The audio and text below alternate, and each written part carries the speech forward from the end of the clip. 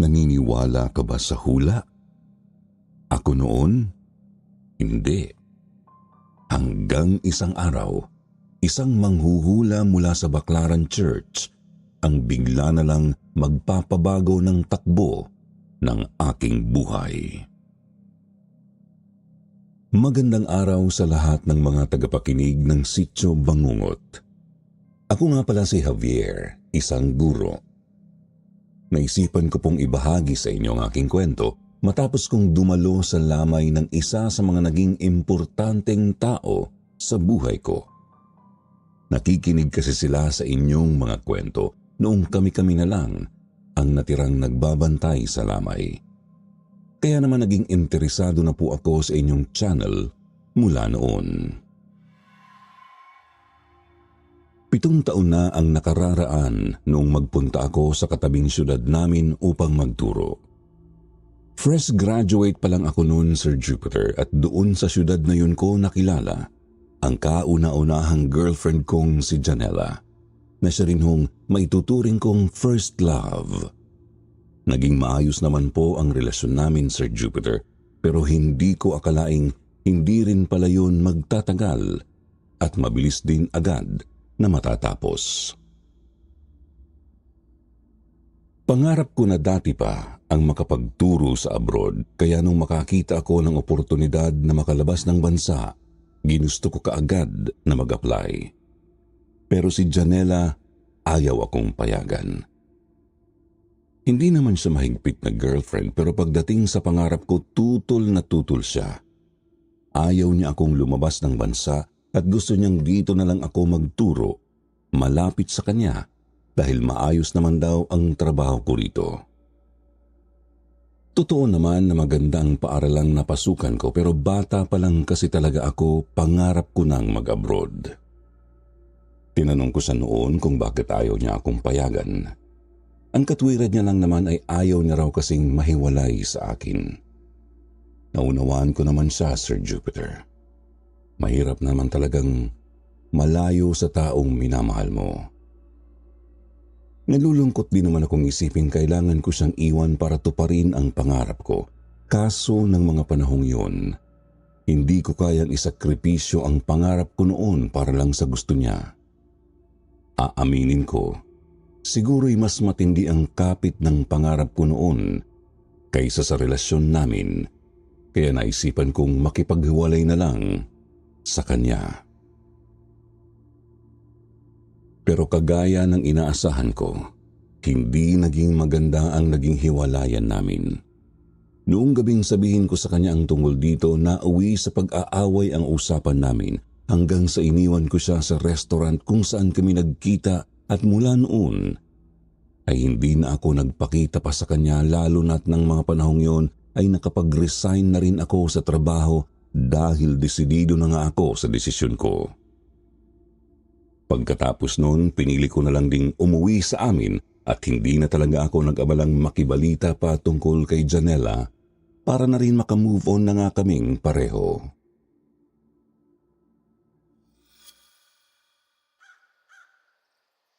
Hanggang isang umaga, araw ng linggo yun, kaya naisipan naming pamilya na magsimba. Nagbibihis na ako noon dahil katatapos ko lang maligo nang makarinig ako ng maliliit na yabag sa aking likuran. Nakaharap ako noon sa salamin kaya sinulyapan ko ang likuran ko mula roon. Madilim pa ang ilang sulok ng kwarto dahil sa kurtinang nakasabit sa bintana. Sinasangga nito ang sinag ng araw. Ipinagpatuloy ko ang pagbibihis habang ang mga mata ko ay nakatutok pa rin sa salamin. Wala naman akong makitang kahit na ano sa likuran ko. Napakunot ang noo ko noon. Dito na ako lumaki mula sa pagkabata hanggang sa graduate ako sa kolehiyo at kahit isang beses, wala pa naman akong naranasang kakaiba sa bahay na to. Kaya hindi ako sigurado kung guni-guni ko lang ba yun o ano. Lilinga pa sana ako sa paligid nang bigla na lang akong may naaninag na sumundot sa tagiliran ko. Kaagad akong napaigtad noon sa gulat at muntikan ng masigawan ang nakatayo sa gilid ko. Ang bunso ko lang palang kapatid. Ano ka ba naman, Himel? Bakit bigla-bigla ka na lang sumusulpot dyan? Malalim ang hininga kong binitiwan dahil sa kaba. Si Himel ay ang 6 na taong gulang kong kapatid ng mga panahong yun. Muntik ko nang makalimutan na mahilig nga pala siyang manggulat. Base sa ekspresyon niyang ngumisilang sa akin, mukhang siya ang palihim na pumasok kanina dito sa kwarto. Kaya pala ako may narinig na yabag. Itinuro kaagad niya ang gulat kong ekspresyon bago ako pinagtawanan at tumakbo palabas. Napailing na lang ako at sumunod na. Nagtungo na kami sa baklaran para magsimba. Wala pang 1 taon, buhat nang umalis ako dito sa amin. Pero may napansin na akong pagbabago. At hindi yun maganda. Parang dumami kasi bigla ang mga pulubing na mamalagi sa labas at nanlilimos sa mga naglalabas-masok sa baklaran noon. Isa rin kami sa mga hiningian nila. Pagkalabas pa lang namin, mga nakalahad na kamay na agad ng mga bata ang bumungad sa amin. Bibigyan ko na dapat sila ng baryang dala ko noon pero may bigla na lang tumabi sa akin at hinawakan ang aking palad.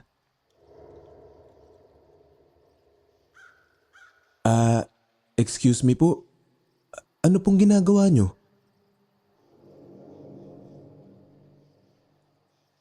Nagdadalawang isip ako sa gagawin ko noon sa matandang lalaking humawak sa akin. Kulot ang buhok niya na ang ilang hibla ay kulay puti na. Sinubukan kong bawiin ang kamay ko mula sa kanya pero hinigpitan niya lang ang pagkakakapit doon. Nakayuko ang matanda at nakatitig sa aking palad. Animo binabasa niya ito. Sinulyapan ko noon ang pamilya kong nakatayo lang din sa likuran ko at nagtataka sa ginawa ng matanda. Mukhang sila rin ay nalilito kung papasok na ba sila at iiwan ako o hindi. Pero dahil sa makahulugan kong pagsulyap, lumapit kaagad si Papa sa amin. Siya ang pumagitna sa amin kaya napabitiw ang matanda. Pasensya na ho kayo, Tatang. Mag-uumpisa na ho kasi ang misa. Tumalikod na ako at nagsimulang humakbang pero muli ay pinigilan ako ng matanda.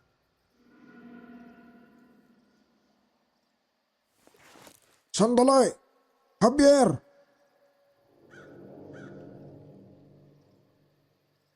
Bigla akong napahinto sa paglalakad nang marinig kong tinawag niya ang pangalan ko.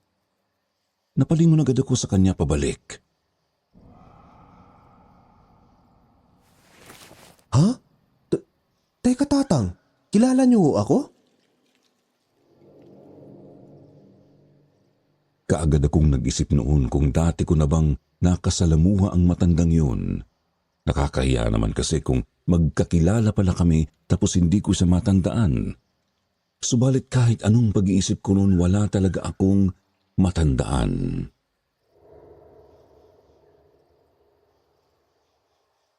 Javier, makinig ka. May magandang balitang darating sa buhay mo. Isang oportunidad na noon pa man ay ninanais mo na. Pero kailangan mo mag-ingat sa iyong mga desisyon dahil maaaring maging trahedya ang kaakibat nito. Mag-iingat ka, Javier.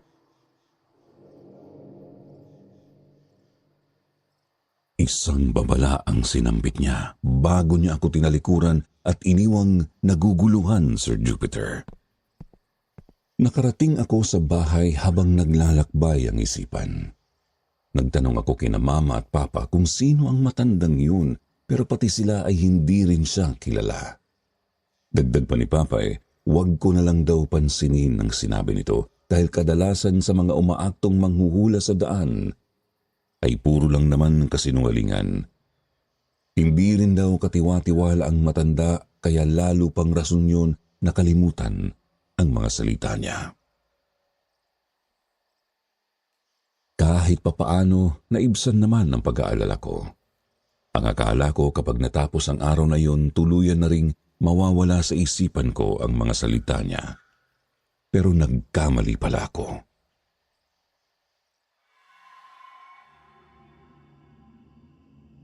Dumating ang gabi. Nakatanggap ako ng text sa agency na inaplayan ko. Naaprubahan na raw ang application ko pa ibang bansa. Sa wakas! Halos magtatalon na ako noon sa tuwa. Lumabas ako sa kwarto na may malawak na ngiti sa mga labi at ibinalita ito sa mga magulang ko. Kagaya ko, natuwa rin sila sa balita. Nag-aya pa nga si Papa na mag-ihaw kami ng manok bilang selebrasyon. Makakapagturo na rin ako sa wakas sa abroad. Masaya ang naging kwentuhan namin ng pamilya ko nung gabing yun dahil suportado nila ako sa gusto ko. Hindi katulad nung kasama ko pa ang girlfriend ko na para akong masasakal sa pagtutol niya. Hindi ko rin alam kung bakit sumagi siya bigla sa isipan ko noon. Ipinagpatuloy ko na lang ang pagkain. Ngumunguya ako noon nang may bigla na lang akong makagat na matigas at matulis na bagay. Kinuha ko kaagad yun sa bibig ko. Muntikan na akong masuka nang makitang may nakagat akong animo putol na daliri ng tao.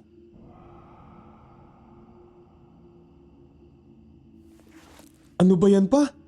Saan niyo ba nabili tong karne? Bakit may nakasingit na putol na daliri dito? Nakakadiri.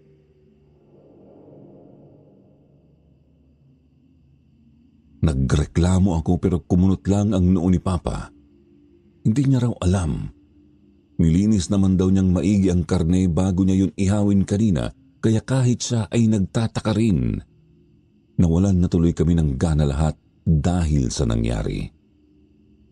Sinabi na lang ni Papa na babalikan niya bukas ang pinagbilhan niya ng karne para tanungin kung bakit may nakita kaming daliri doon. Natapos ang hapunan namin, dumiretso na kaagad ako sa kwarto ko para ihanda ang mga papeles na kailangan kong ipasa kinabukasan din mismo. Inilista ko sa isang papel ang ilang mga dokumentong kailangan ko pang kunin sa munisipyo namin. Maaga akong nagising kinabukasan. Ganoon din sina Mama at Papa. 6:00 kasi ang pasok ni Papa, kaya madaling araw pa lang naghahanda na si Mama ng umagahan namin. Sinilip ko ang madilim na paligid sa labas. Dapat pasikat na ang araw sa mga oras na ito. Pero nanatiling mabigat at maitim ang mga ulap. Mukhang uulan nung araw na yon, kaya di ko kinalimutang ipasok sa bag ko ang payong. Binitbit ko na ang bag ko pero natigilan ako dahil naramdaman kong parang bigla yatang bumigat ng husto ang dala ko. Ganun ba ako kabigat yung payong? Sinilip ko kaagad ang loob ng bag ko. Sa pinakamalaking zipper, payong lang ang laman nun. Binuksan ko ang pangalawang zipper ay doon ay nakita ko ang mga tila ginupit-gupit na papel. Wala akong maalalang nilagyan ko yun ng laman, ni hindi nga rin ako naggupit ng mga papel. Nung pinasok ko na ang kamay ko para tanggalin ang mga ito, isang mabalahibong bagay ang nahawakan ko. Dahil sa gulat natapon ko ang bag at nahulog mula roon ang nagbigay kaba sa akin. Gumulong sa sahig ang isang ulo. Natatakpan ng makapal na buhok ang halos kalahati ng mukha nito pero nakita kong wala itong mga mata. Ang balat din nito'y puno ng mga sulat ng ballpen na parang kinalaykay ng manok. Doon ko napagtanto na isa pala itong laruan. Ulo lang pala iyon ng manyikang iniregalo ko sa kapatid ko dati.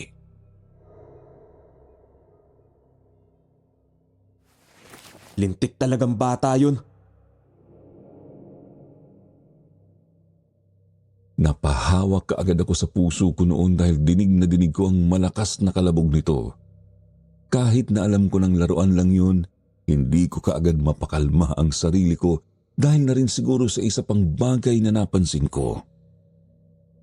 Nung mahulog ang ulo ng manika, para bang gumalaw rin ang mga labi nito at nginitian ako.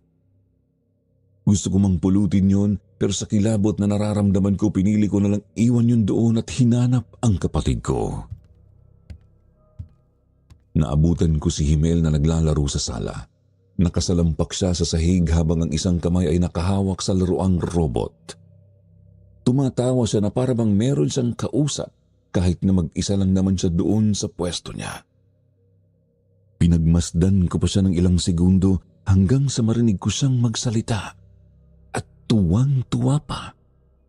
Padabog akong lumapit sa direksyon niya.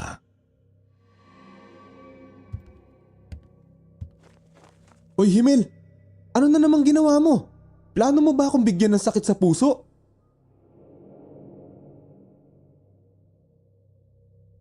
Natigil naman si Himel sa pagtawa at inangat ang tingin upang lingunin ako. Napasimangot ito sa akin at sinenesan akong huwag daw akong maingay dahil may kakwentuhan daw siya. Bigla niyang itinuro ang gilid ko. Napasunod naman kaagad ang tingin ko roon. Napabuntong hininga na lang ako dahil wala namang nandoon bukod sa isang maliit na teddy bear na nakaupo. Siguro nga nasa edad pa si Himel kung saan malikot pa ang isipan niya. Sino naman yung kausap mo? Dahil sa tanong ko, bigla na lang humagikgik si Himel. Hinila niya ang laylayan ng damit ko kaya napaupo ako. Kaagad siyang may binulong sa akin noon. Isang babaeng nakasuot ng maputi at mabulaklak na damit ang kausap daw niya. Mahaba ang itim na mga buhok at maputi ang kutis. Palagi raw itong nakangiti sa kanya at may baon daw itong maraming kwento. Isa na raw doon ay kung paano daw kami nito nagkakilala. Kumunot kaagad ang noo ko at kaagad na lumayo kay Himel. Nabalot ng mga katanungan ng isipan ko dahil sa mga sinabi niya. Hindi ko inaakalang maririnig ko sa bibig ng kapatid ko ang pangyayari kung saan una kaming nagkita ng ex-girlfriend kong si Janela. Dahil doon, bigla na lang nanginig ang mga balikat ko. Pagbaba ng tingin ko, nagsitayuan na pala ang mga balahibo ko sa braso. Ang kabang bago pa lang sanang humuhupa ay bumalik na naman sa dibdib ko ng mas doble pa. Napalunok ako habang pinapasadahan ang parte kung saan nakaupo raw ang tinutukoy niyang babae.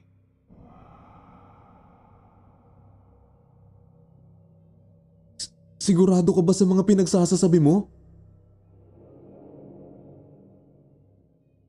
Tumango naman kaagad si Himel, dahilan para lalo akong malito. Ang duda ko noon, Sir Jupiter, baka narinig lang ni Himel kay Mama ang kwentong ito. Minsan ko na rin kasing nabanggit sa kanila ang tungkol sa amin ni Janela. Saka hindi rin ako naniniwala na may kausap talaga ang kapatid ko nung mga oras na yun.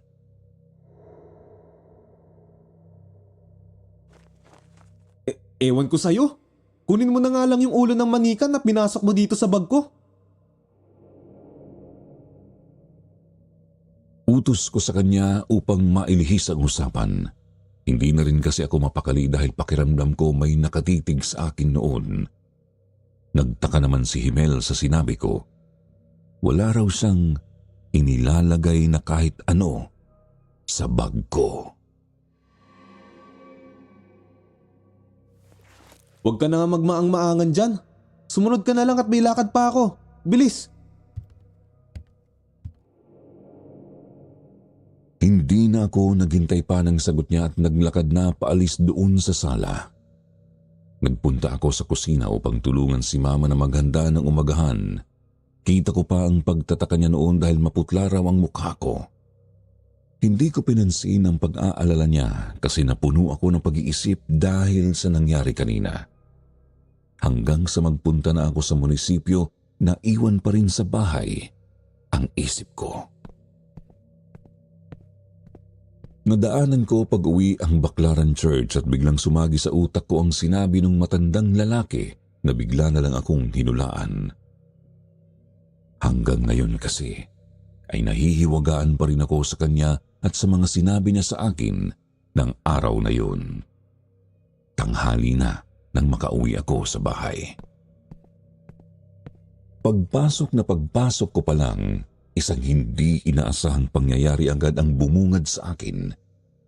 Hindi kaagad ako nakagalaw dahil sakitang-kita ko mismong nahulog mula sa hagdan ang kapatid ko. Napatakbo kaagad si Mama mula sa labas dahil hanggang doon ay narinig yung malakas na kalabog sa sahig. Nang makita ko ang bunso namin na hindi makatayo at namimilipit sa sakit, nataranta kaagad si Mama. Saka lang ako napabalik sa diwa nang tawagin niya ang pangalan ko.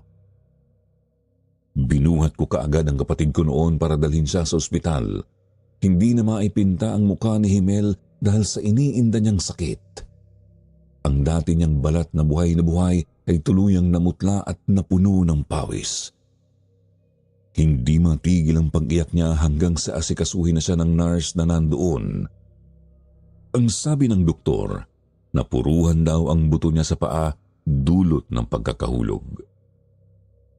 Pagkatapos lagyan ng cast ang kaliwang paa at resetahan ng mga gamot, pinayagan na kaming makalabas. Habang pauwi kami, nagsimula na rin si Mama sa kanyang sermon at pinagbawalan si Himel na magtatalong muli sa hagdanan. Nadamay pa nga ako noon dahil napansin ni Mama kanina na nakatunganga lang ako at hindi ko agad tinulungan ang kapatid ko. Hanggang sa dumating kami sa bahay, wala pa ring tigil sa kakatalak si Mama. Saka lang siya tumahimik nang magsalita ang kapatid ko. Hindi po ako tumalon, Ma.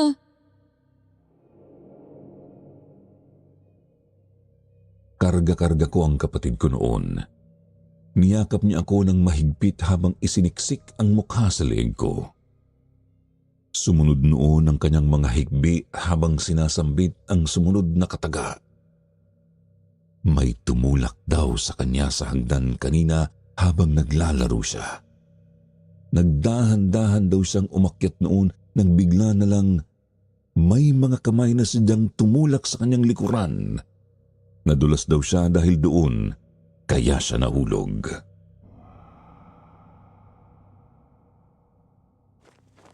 Si ate.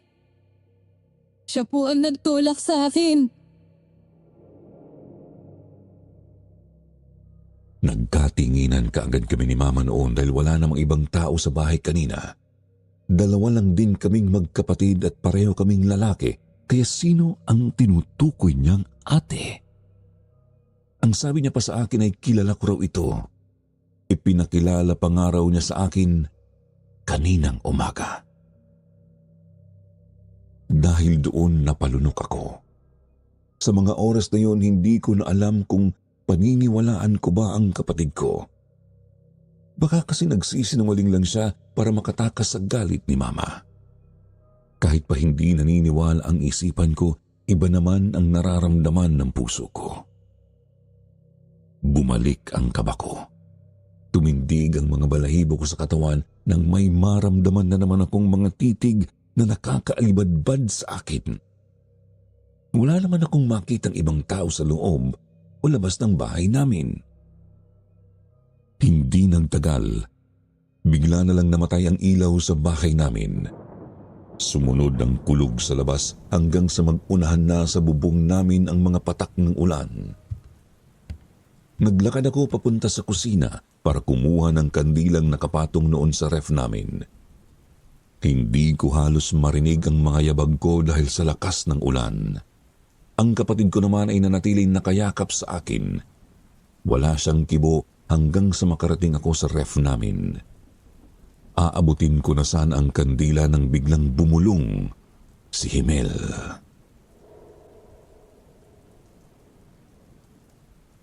Nandito siya, kuya. Isiniksik niya palalo ang mukha sa leeg ko. Animo may iniiwasan itong makatabi. Nilingon ko naman ang kaliwat kanan ko pero wala namang tao. Ang kaibahan lang, higit na mas malamig ang bandang kanan ko. Bukod pa ron, isang amoy din ang nasisinghot ko. Amoy putik na tila hinaluan ng nabubulok. Dahil dito, nagdalawang isip akong gumalaw. Hindi ko alam kung dala ba ito ng hangin na nanggagaling sa bukas naming bintana sa kusina, pero kinikilabutan na talaga ako. Natatakot ako na baka maling galaw ko lang may hindi magandang mangyari na naman sa akin at sa kapatid ko.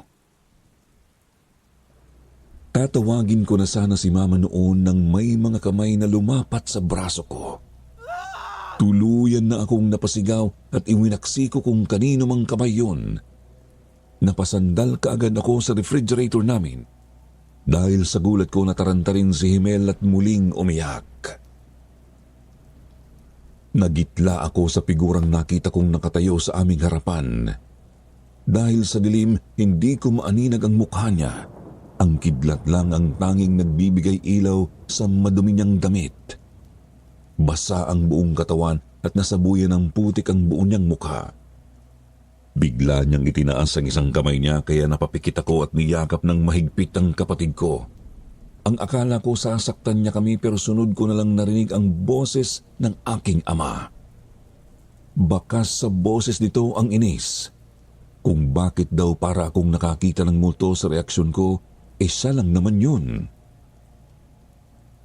Napakamot kaagad ako noon sa ulo dahil sa pagkapahiya. Masyado akong nadala sa mga nangyari kanina kaya ganoon tuloy ang naging reaksyon ko. Bakit naman po kasi bigla-biglang nanghahawak ng di nagsasalita? Tsaka, bakit po ganyan ang itsura nyo? Nakuha ko na ang kandila noon habang pinapakinggan si Papa nang magreklamo sa sinakyan niyang motor kanina. Pauwi na raw siya galing sa trabaho nang bigla na lang silang mahulog sa kanal. Hindi naman maputik ang daan at lalong wala silang kasalubong kaya hindi niya maintindihan kung bakit bigla na lang silang sumemplang. Nadagdagan pa ang inis niya dahil sa ulan.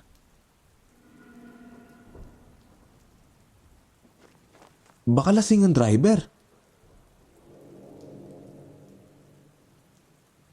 Natahimik naman si Papa habang nag-iisip. Ilang sandali nagsalita ito na animo may napagtanto. Baka raw lasing nga talaga ang driver dahil may binanggit ito sa kanya habang pinapagalitan niya. May bigla na lang daw kasing humarang sa kanila sa daanan kaya biglang napaliko ang driver upang hindi ito masagasaan. Ewan ko ba nun pero napalunok na lang ako.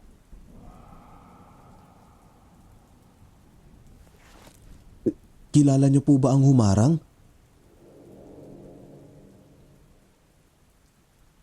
Umiling si Papa noon. Isa raw babae ang bigla na lang iniluwa ng kalsada.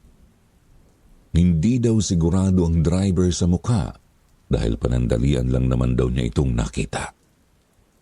Ang alam lang niya ay maputi raw ang damit na suot nito at mahaba ang buhok. Sinubukan nilang hanapin ang babae pero wala na raw ito sa paligid. Nang mabanggit ni Papa ang deskripsyong iyon, tuluyan ng hindi magkamayaw ang puso at isipan ko. Nalilito na ako kung dapat ko na bang paniwalaan ang mga sinabi ng kapatid ko kanina. Naudlot ang iniisip ko nang biglang itanong ni Papa kung nasaan si Mama at kung napano rin daw si Himel dahil nakita niya ang benda nito. Ipinaliwanag ko naman sa kanya ang nangyari kanina. Pagkatapos itinuro ko ang sala kung saan ko iniwan si Mama. Kumunot ang noo ni Papa noon dahil wala naman daw siyang naabutang tao sa sala. Sa katunayan pa nga, nakasara daw ang pinto kaya akala niya walang tao sa bahay.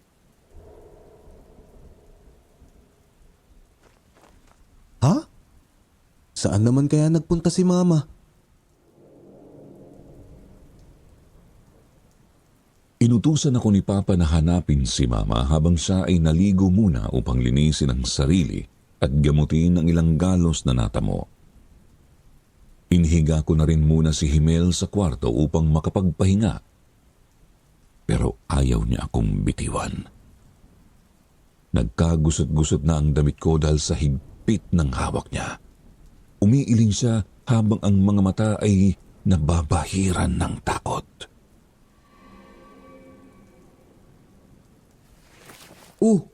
Wag mong sabihin natatakot ka. Ang hilig mo nga akong gulatin eh. Sinubukan kong pagaanin ang nararamdaman niya na kahit ako rin mismo ay nanginginig na. Hindi na ako nilubayan ng lamig sa tabi ko na animo sinusundan ako magmula pa kanina sa kusina. Tinabihan ko na lang si Himel at napagdesisyonang patulugin muna siya bago ako umalis. Hindi ko namalayan ang oras na dumaan pero hindi pa rin nakatulog si Himel. Panay ang turo nito sa aking tabi na hindi ko rin kayang lingunin. Natapos ng maligo si Papa kaya siya na muna ang pinabantay ko. Lumabas na ako ng kwarto. Kumuha ako ng payong bago sinuong ang malakas na ulan. Nagdala rin ako ng flashlight dahil madilim na sa labas. Kahit anong iwas ko sa putik, nakapitan pa rin ang mga paa ko. Muntikan na rin akong madulas dahil sa lambot ng lupa. Bumabagal lang ang paglakad ko dahil dito kaya naisipan kong tanggalin na lang ang sapin sa mga paa ko. Malapit na akong makarating sa barangay hall namin nang may makita akong babaeng nakaupo sa kalsada. Nakatalikod siya sa akin at hindi gumagalaw. Tinutok ko kaagad ang flashlight sa kanya at napahinga ng maluwag nang makita kong kulay pula ang damit nito na kagaya ng kay Mama. Pati na ang buhok nito at postura ay kagayang-kagaya kay Mama.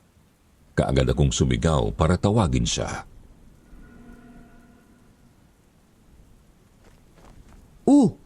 Ma! Anong ginagawa mo dyan? Halina ho kayo, tinahanap kayo ni Papa.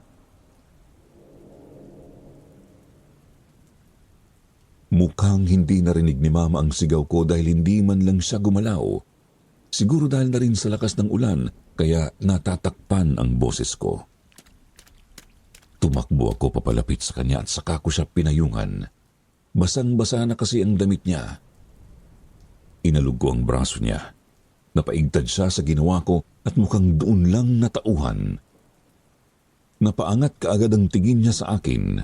Ang mga mata niya ay puno ng pagtataka. Tinulungan ko siyang makatayo habang tinatanong kung bakit siya nagpunta rito, pero maging siya, hindi rin alam ang dahilan. Ang huli raw niyang naaalala ay nasa loob daw siya ng bahay at kalaro si Himel.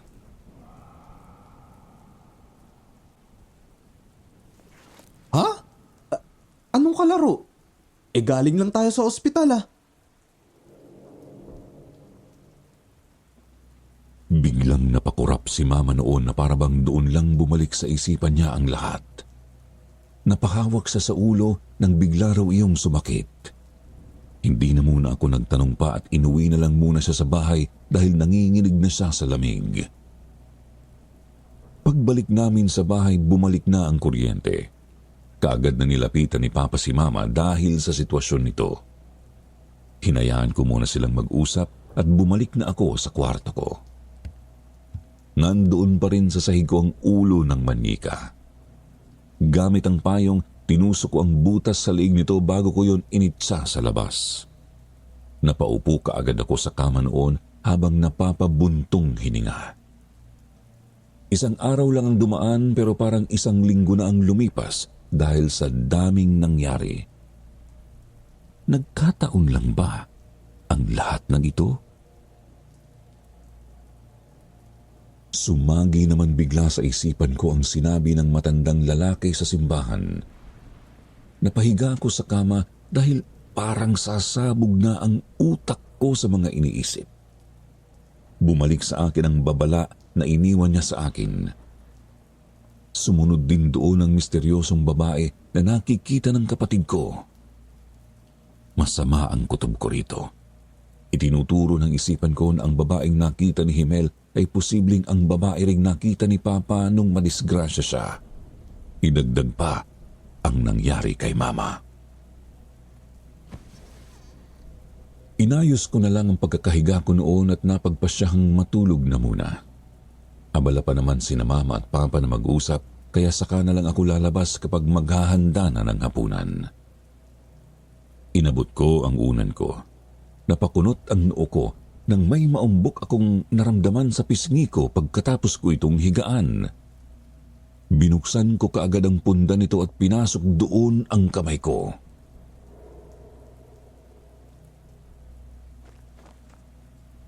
Diyos ko!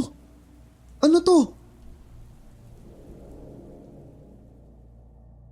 Tumakas kaagad sa bibig ko ang isang nanginginig na sigaw.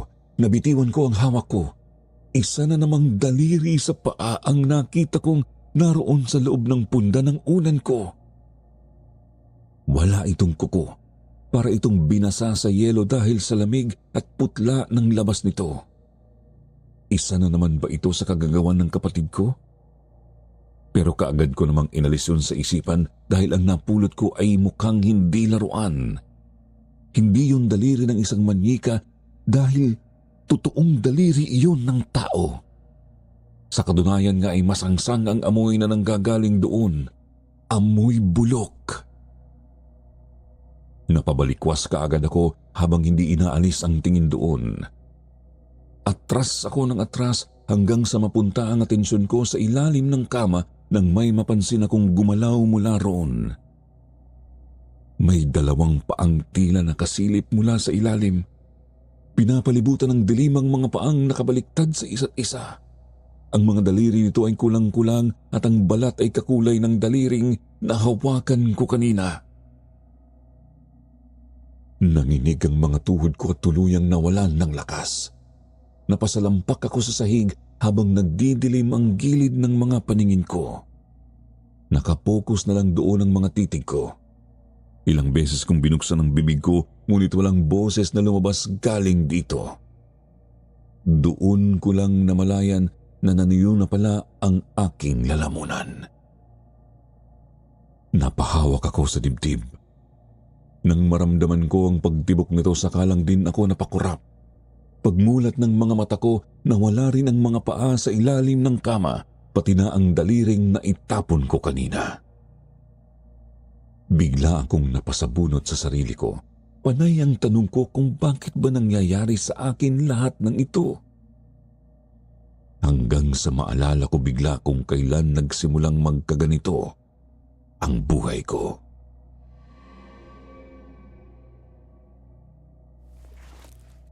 Yung matanda sa baklaran. Siya. Simula nang lapitan niya ako, kung ano-ano ng kababalaghan na nangyayari sa akin eh. May sa demonyo yata ang matandang yun.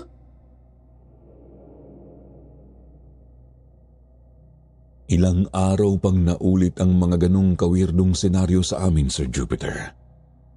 Hanggang sa dumating ang isang umaga na naisipan kong magpunta ulit sa Baclaran Church kung saan nagsimula ang lahat. Doon ay hinanap ko kaagad siya. Si Tatang, yung manghuhula. Naabutan ko siyang nanlilimos kasama ang ilang mga bata sa gilid ng simbahan. Umusbong ang lahat ng emosyon ko nang makita ko siya. Kung hindi dahil sa kanya, hindi sana ganito ang nangyayari sa akin. Simula nung araw na lumapit siya sa akin, nagbago ang lahat sa buhay ko. Sinugod ko kaagad ang matanda.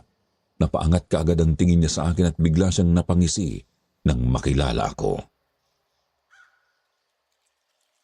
Dahan-dahang tumayo ang matanda. Sinabi niyang sundan ko raw siya kaya ginawa ko naman yun.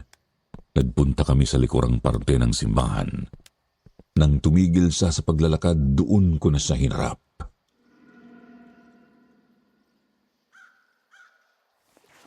Anong ginawa mo sa akin? Bibinigay ka ba sumpa sa akin, ha? Bakit nagkakaganito ang buhay namin?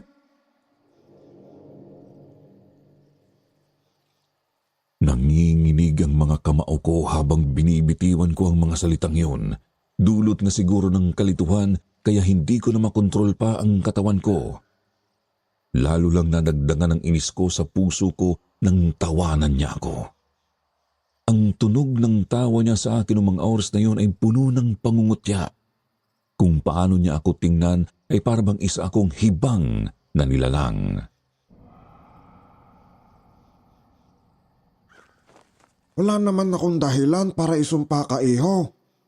Nang araw na yun ay nilapitan lang kita para bigyan ng babala. Dahil doon, nakaramdam ako ng hiya. Inaamin kong nagalit ako ng sobra at dahil wala akong mapagbuntunan, sa kanya ko inilabas lahat ng emosyon ko.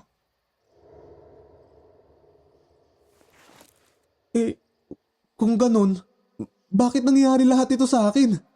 Nagsimula lang naman ito lahat nung hulaan niyo ko eh. Nagsumbong ako sa matanda tungkol sa mga nangyari sa pamilya ko. Hindi ko rin kinalimutan ang mga nakagigimbal na mga bagay na nakikita ko. Siguro kung may ibang tao ang nakarinig sa mga pinagsasabi ko, baka mapagkamalan na akong baliw. Halata sa boses ko ang pagkadesperado dahil pakiramdam ko hindi na ako aabot pa ng isang gabi kapag naranasan ko ulit ang mga iyon. Ay nako, baka ito na nga yung trahedyang nakita ko sa kapalaran mo, iho. Wala siyang kakayahang mapunto kung kailan mangyayari ang kanyang hula. Ang kaya niya lang gawin ay maglaan ng babala, kaya ngayon ang ginawa niya ng araw na yun.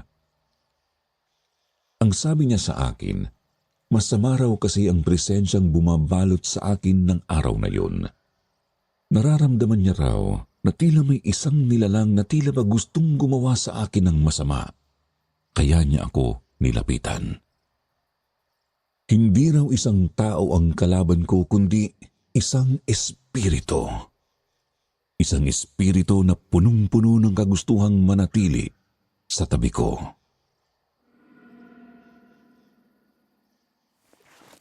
Malakas ang kutob kong kilala mo siya, iho. Hindi ko maintindihan ang sinasabi niya noon dahil wala naman akong kakayahang makipag-usap sa mga espiritu. Ni hindi ko rin naranasang makakita o makaranas man lang ng mga kababalaghan dati. Nito lang talaga nung umuwi ako rito sa amin. Humingi ako ng tulong sa manghuhula pero hindi na niya ako sinagot pa. Bumalik siya ulit sa pwesto kanina at kahit anong kulit ko, hindi na siya kumibo. Para bang bigla na siyang tinakasan ng sarili niya, parang biglang nawalan ng buhay ang mga mata ng manghuhula na ipinagtaka ko talaga ng todo. Wala akong ibang nagawa kundi ang umuwi. Hindi ko mapigilang mataranta sa tuwing may nakakasalubong akong taong nakaputi. Kahit hindi ko pa nakikita mismo ang sinasabi ng kapatid ko, pakiramdam ko nakamatsyag na siya sa akin. Hindi na kasi nawala ang pakiramdam ko na parabang palaging merong nakasunod sa akin. Kuminsan, nararamdaman kong hinihipo niya ang likuran ko.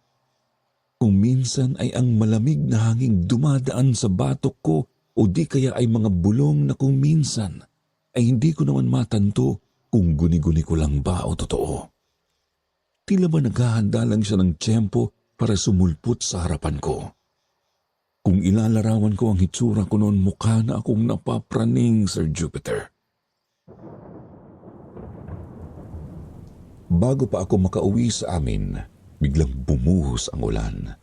Wala akong dalang payong noon kaya sumilong muna ako sa kalapit na tindahan. Yakap-yakap ko ang sarili ko dahil sa ihip ng malamig na hangin. Nababasa na rin ang mga paa ko dulot ng pisik ng ulan. Tahimik lang akong naghihintay na tumila ito nang may malambot na bagay na naman na ang humaplos sa mga braso ko na tila ba niyayakap ako. Napahigit ako sa aking hininga at nilingon ng aking likuran. Walang tao ang naruroon bukod sa tindera na nasa loob. Imposibleng siya ang humawak sa akin dahil nakarehas at may screen pa ang tindahan niya. Hindi ko napigilang isiping baka isa na naman ito sa mga kababalaghang nangyayari sa akin itong mga nakarang araw. Bago pa ako makapagdasal noon, isang pagsipol ang umalingaw-ngaw sa aking tenga. Pamilyar ang tono ng pagsipol na yon, subalit hindi ako natuwa. Lalo akong kinilabutan dahil nasasapawan nito ang lakas ng ulan. Muli akong napatingin sa kalsada hanggang sa mauwi sa isang direksyon ng paningin ko. Hindi kalayuan sa tinatayuan ko, may isang babaeng paika-ikang naglakad dahil baliktad ang mga paa nito. Namilog ang mga mata ko dahil ang mga paang yun ay kagayang-kagaya sa nakita ko kagabi. Napaatras kaagad ako habang hindi maalis ang tingin ko sa kanya. Nanginig ang mga labi ko nang makita ang kasuotan niya. Kulay puti at puno ng mga bulaklak ang damit niya, ngunit nabahiran na ito ng kulay pula na sa tingin ko ay dugo.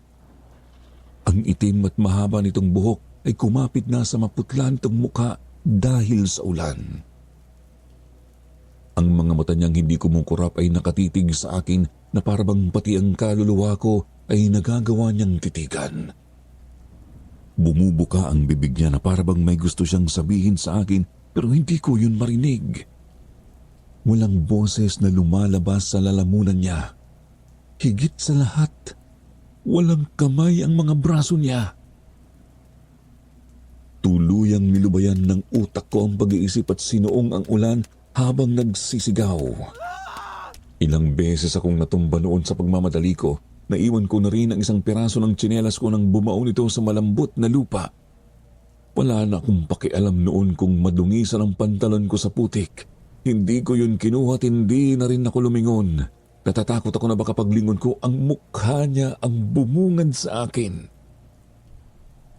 Hindi ko na malaya na tumutulo na pala ang mga luha ko habang isang alaala ang nagpakita sa aking isipan. Ang huling araw na nakita ko si Janela. Yun din ang araw na nakipag-break ako sa kanya at nauwi iyon sa alitan.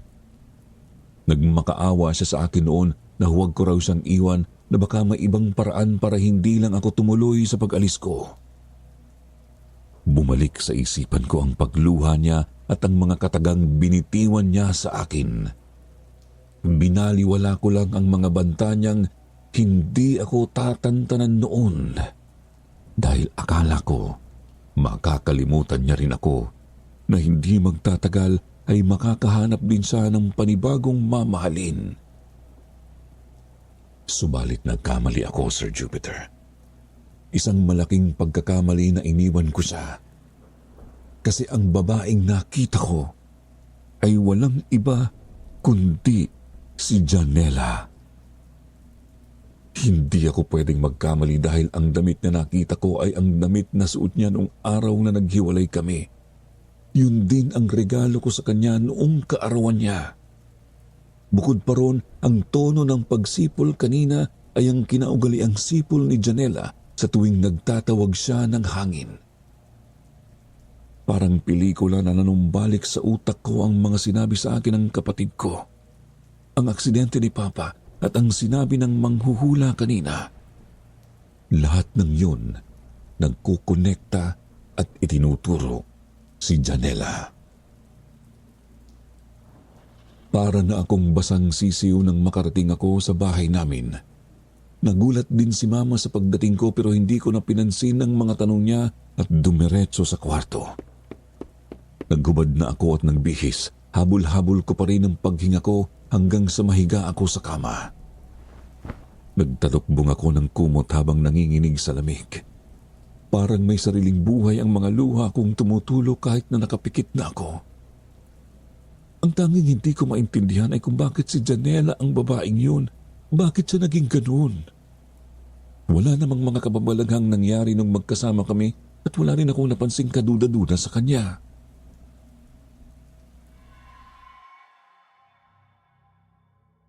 Nagising ako kinabukasan na nanginginig pa rin sa lamig. Hindi ako makabangon dahil sa sakit ng ulo ko. Ang taas ng temperatura ko dahil na rin siguro nagpaulan ako at natulog kaagad ng hindi man lang nagbabanlaw. Binigyan ako ni Mama ng gamot at pagkain bago iniwan sa kwarto dahil nagre-reklamo rin ang kapatid ko. Dinig na dinig ko ang pag-iyak niya mula sa kwarto dahil sumasakit daw ang paa niya. Pinainom na siya ng gamot pero hindi ito tumatalab at mukhang lumalalang ang iniinda niya. Hanggang sa gumabi na, nakahiga lang ako. Bukod sa iyak ni Himel, naging tahimik ang araw ko. Kahit na ganoon, hindi pa rin mawala sa isipan ko ang takot na baka may bigla na namang magpakita sa akin. Sa tuwing iniisip ko ang mga bagay na yon, tumataas lalo ang lagnat ko. Pumasok ulit si Mama para tingnan ng kalagayan ko. Pansin ko sa mga mukha niya ang pagkabahala. Hawak-hawak din niya ang cellphone at mukhang may tinatawagan. Nakatanggap daw kasi siya ng text kanina mula sa katrabaho ni Papa, nagtatanong kung nasaan daw si Papa.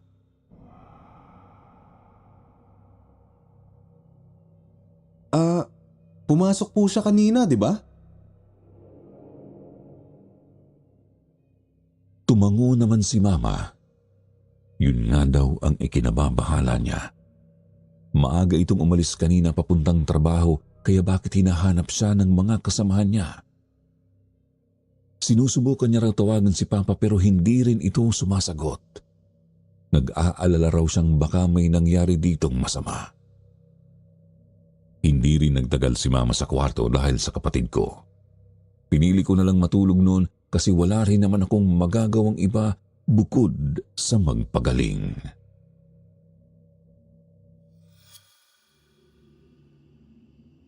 Sa gitna ng gabi, bigla na lang akong nagising dahil sa kaluskos mula sa pinto.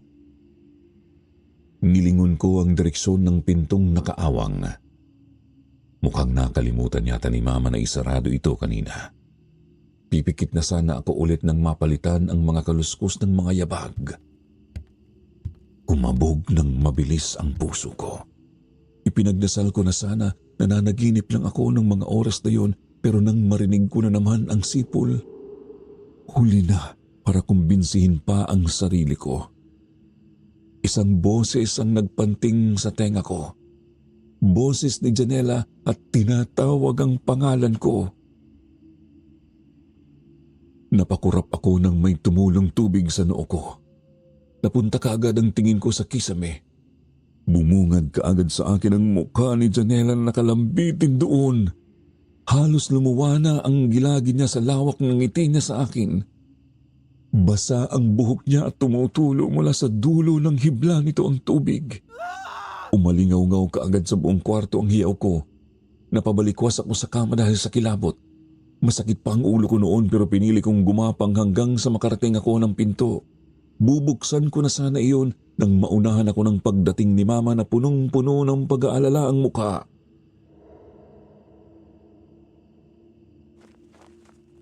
Ma! Tulong! Itinaas ko ang dalawang kamay ko dahil hindi ko magawang hilain ang sarili patayo. Niyakap kaagad ako ni Mama noon kahit na alam kong nagtatanong din ang mga mata niya sa nangyari sa akin. Gustuhin ko mang magpaliwanag sa kanya, hindi ko magawa. Kapag sinusubukan kong magsalita, nasusuka lang ako. Hindi na magkamayaw ang puso at kalamnan ko. Hindi na rin kaya pang panagutan ng isipan ko ang lahat at bigyan ng rason ng mga nakikita ko. Ang tangi ko na lang nagawa nung gabing yun ay umiyak nang hindi binibitiwan si Mama. Inalo ako ni Mama hanggang sa tuluyan akong kumalma. Nabasa na ng pawis ang damit ko at naghalo-halo na rin sa mukha ko ang mga luha. Lumabas ako ng kwarto at piniling matulog sa sala. Wala akong lakas ng loob na lingunin pa ang kwarto ko kahit sabi ni Mama ay wala naman daw tao roon.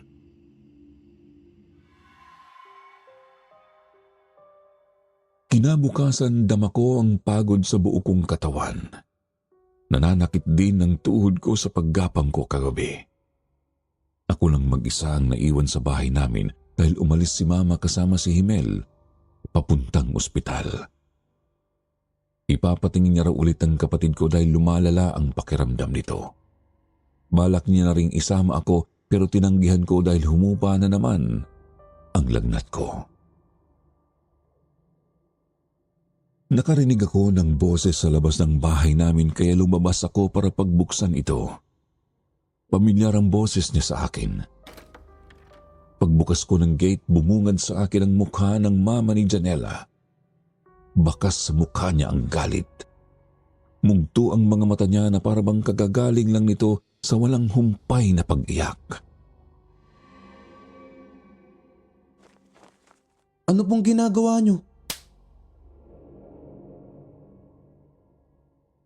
Hindi ko natapos ang sasabihin ko nang pagbuhatan niya ako ng kamay. Muntik na akong matumba dahil sa lakas ng sampal niya. Hindi pa pumasok sa isipan ko ang ginawa niya pero sunod-sunod kaagad na sumbat ang narinig ko. Isinisi niya sa akin ang lahat ng nangyari sa anak niya. Kung hindi raw ako dumating sa buhay nila, sana buhay pa raw ang anak niya. Ano pong ibig niyong sabihin? Sir Jupiter, patay na raw si Janela. Namatay raw siya matapos masangkot sa isang aksidente nung mismong gabing naghiwalay kaming dalawa. Sinubukan palang sumunod sa akin ni Janela base sa nakalap nilang CCTV footage sa tapat ng restaurant na yon. Pero bumalik siyang bagsak ang balikat nang hindi niya na ako abutan. Natatandaan ko kasing sumakay ako agad ng taxi noon paglabas ko ng restaurant. Dahil doon, parang wala raw ito sa sarili nang tumawid ito sa kalsada. Kaya ito biglang nasagasaan ng dumadaang truck. Sa lakas ng pagkakabangga, naputol ang mga kamay at nagkadurog-durog daw ang ilang daliri niya sa paa. Hindi na siya umabot ng buhay nung dalhin siya sa ospital. Para akong nalagutan ng hininga nang malaman ko yun. Hindi ko magawang paniwalaan na wala na ang ex-girlfriend ko. Patuloy ang pagsumbat ng mama niya sa akin habang ako ay napahagulhol na lang. Ang tangi ko lang nasambit ng mga oras na yon ay humingi ng tawad. Hindi ko lubos maisip na ang paghihiwalayan namin yon ay magiging sanhi pala ng pagkamatay niya. Labis kong pinagsisihan na kahit isang beses ay hindi ko man lang nilingon si Janela sa araw na yun. Masyado akong naging makasarili sa pangarap ko. Masyado akong nagpadalos-dalos. Nagkulong ako sa bahay habang walang humpay pa rin ang pag-iyak ko ng araw na yon. Hanggang sa makauwi na sina Mama at Himel, hindi ko pa rin mapigil ang sarili ko. Sinabi ko kay Mama ang nangyari kay Janela at dahil doon, kaagad niya akong dinamayan. Naging maliwanag na sa akin ang pagpaparamdam niya. Ang Janelang nakita ko ay multo ng naghihiganti niyang kaluluwa. At dahil iyon sa akin. Sana hindi ko na lang siya iniwan ng mga oras na yon, Sir Jupiter. Sana pumayag na lang ako sa kagustuhan niyang manatili dito sa Pinas. Sana pinili ko ang relasyon namin. Mukhang ito na yata ang trahedya na tinutukoy ng matanda. Sumunod na araw, nagpaalam ako kay Mama para bumisita sa puntod ni Janela. Kahit hindi ako nakatulog noong gabi, pinili ko pa rin lumabas noon dahil hindi na ako pinapatahimik ng konsensya ko. Pagdating ko sa puntod niya, halos hindi pa rin ako makapaniwala na wala na nga talaga siya. Inalayan ko siya ng paborito niyang bulaklak habang humihingi ng tawad. Kung pwede ko lang ibalik ang oras, baka nabago ko ang nangyari sa kanya, pero bukod sa mga bulaklak, ang pagsisisi lang ang kaya kong ibigay sa kanya. Napagdesisyonan ko rin nung araw na yon na hindi na ako tutuloy pang lumabas ng bansa. At dito na lang ako magtuturo gaya ng gusto niya. Alam kong huli na ang lahat para doon. Pero wala na talaga sa ayos ang utak ko ng mga panahong yon. Pag-uwi ko sa bahay, naabutan ko kaagad ang ingay sa loob. Dali-dali akong pumasok noon kasi akala ko may nangyaring masama. Nakauwi na pala si Papa. Nakita raw siya ng mga katrabaho niyang natutulog sa loob ng banyo.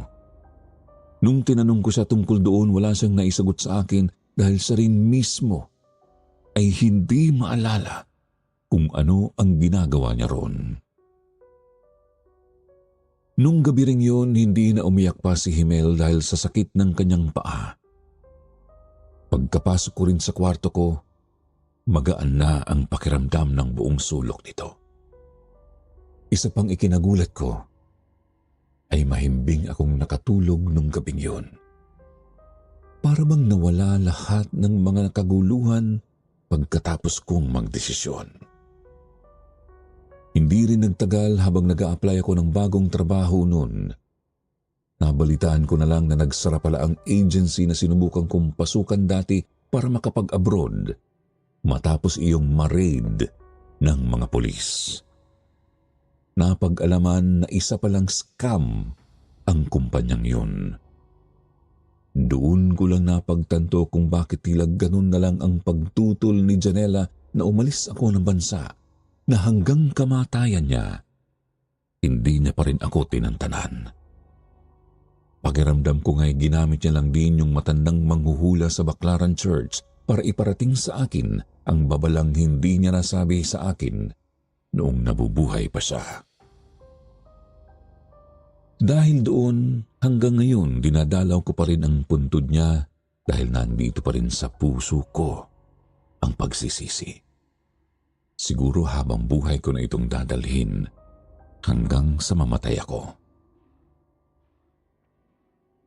Muli, ako nga po pala si Javier at dito ko na po tinatapos ang aking kwento. Marami pong salamat sa inyong pakikinig at magandang araw sa inyong lahat.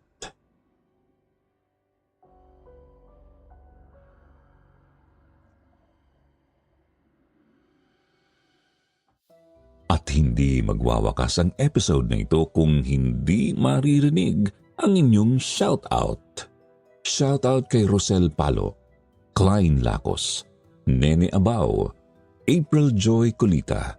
Shoutout din kay Venus Rosalo, Roslyn Tendinilla, Jocelyn de Guzman, Alea Sarsona at kay Susan Manalo. Shoutout din kay Amira Adventure, nakikinig at nakasubaybay mula sa Singapore. More power din sa iyo, Amira. Sa mga hindi pa po nabanggit, mag-alala. Sa susunod na episode, kayo naman. Huwag po ninyong kalimutang mag-reply sa ating shoutout box na nasa comment section para kayo naman ang ma-shoutout sa susunod. Muli po mula sa bumubuo ng Kwentong Takip Silim, Sityo Pangil at Sityo Bangungot. Ito po ang inyong lingkod, Jupiter Torres, nagpapasalamat.